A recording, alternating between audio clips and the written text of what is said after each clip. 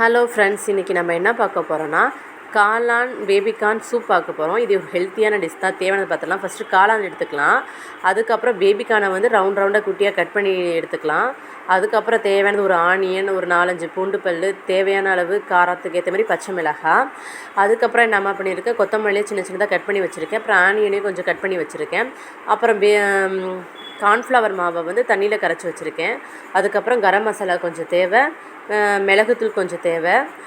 நம்ம சூப்புக்கு தேவையானதெல்லாம் நம்ம முன்னாடியே ரெடி பண்ணி வச்சுக்கிட்டோம். அப்போ தான் நம்ம செய்கிறதுக்கு ஈஸியாக செஞ்சு முடிச்சிடலாம். ஒரு 5 நிமிஷத்துலேயே 10 நிமிஷத்துலேயே செஞ்சு முடிச்சிடலாம். இது தேவையான பொருட்கள் இவ்வளவு தான். அதுக்கப்புறம் நம்மளுக்கு வந்து கார்ன் சிப்ஸு.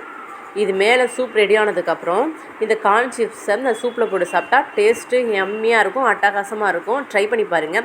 எப்பொழுதுமே நாங்கள் இது தான் செஞ்சு சாப்பிடுவோம். சால்ட் அதுக்கப்புறம் கடைசியாக. உப்பு இல்லாத சாப்பாடு நம்ம எப்பயுமே செய்ய முடியாது. உப்பு இல்லாத சாப்பாடு நம்ம வாயிலே வைக்க முடியாது. அதனால் நம்மளுக்கு கண்டிப்பாக உப்பு தேவை. இதுதான் தேவையான பொருட்கள். அதை நம்ம எடுத்து வச்சுக்கிட்டோம். எடுத்து வச்சாச்சா, இப்போ நம்ம என்ன பண்ணலாம், செய்ய ஸ்டார்ட் பண்ணிடலாமா? அடுப்பை பற்ற வச்சாச்சு.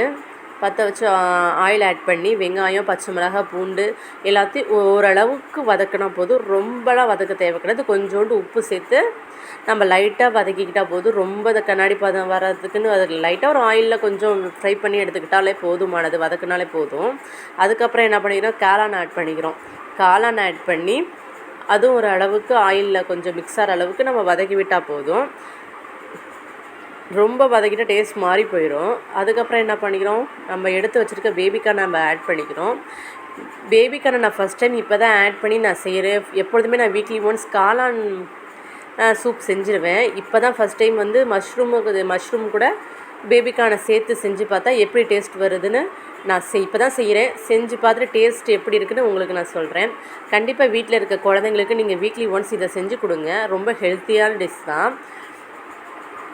அதுக்கப்புறம் என்ன, நல்லா வதக்கியாச்சு. வதக்கினதுக்கப்புறம் நம்ம என்ன பண்ணியிருக்கோம், எடுத்து வச்சுருக்கதை ஒவ்வொன்றா ஆட் பண்ணுறோம். சால்ட் ஆட் பண்ணிக்கிறோம். தேவையான அளவு சால்ட்டு போட்டுக்கலாம். கொஞ்சமாகவே நம்ம சேர்த்துக்கலாம்.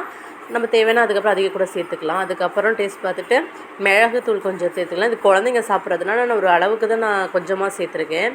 நம்ம இதே பெரியவங்க சாப்பிட்றதுனா நம்ம என்ன பண்ணிக்கலாம், சூப் செஞ்சதுக்கப்புறம் நம்ம லாஸ்ட்டு நம்மளுக்கு தேவையான அளவு மிளகுத்தூள் தூவி நம்ம சேர்த்துக்கலாம். மிளகுத்தூள் சேர்த்தாச்சு. அதுக்கப்புறம் என்ன சேர்க்க போகிறோன்னா கரம் மசாலா.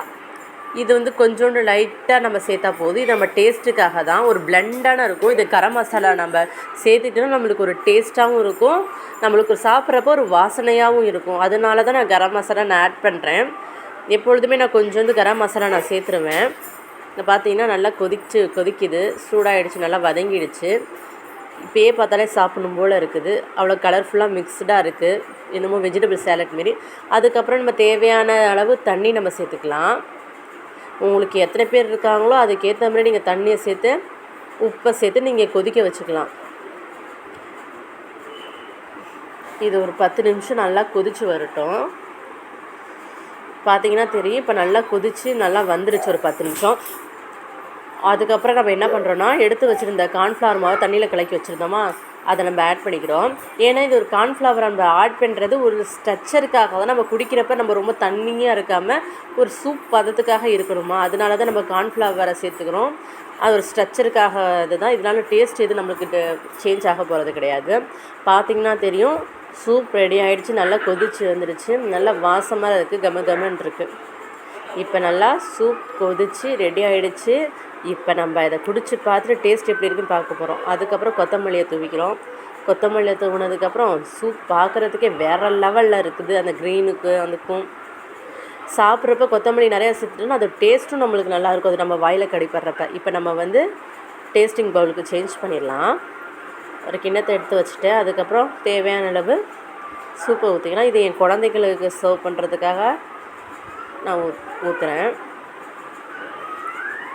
சூப் ஊற்றிட்டு அதுக்கு மேலே நம்ம கட் பண்ணி வச்சுருப்போமே ஆனியன், அதை நம்ம எடுத்து போட்டுக்கணும்.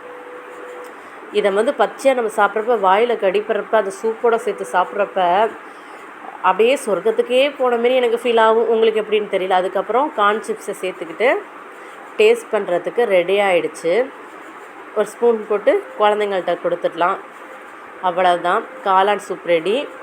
இதை நீங்களும் செஞ்சு பார்த்துட்டு எப்படி இருந்துச்சுன்னு எனக்கு கண்டிப்பாக கமெண்டில் சொல்லுங்கள். அதுக்கப்புறம் நீங்கள் எப்படி நான் என்னென்ன சேஞ்ச் பண்ணிக்கணும் அதுவும் நீங்கள் சொல்லுங்கள். இது வந்து எனக்கான சூப் நான் ரெடி பண்ணிவிட்டு குடிக்க தயாராகிட்டேன். இதுக்கப்புறமும் என்னால் வெயிட் பண்ண முடியாது. சுட சுட குடித்தாதான் சூப்புக்கான ஒரு எஃபெக்டே நமக்கு கிடைக்கும். அது காரமாக இறங்குறப்ப தொண்டையில் செம்மையாக இருக்கும். Bye friends.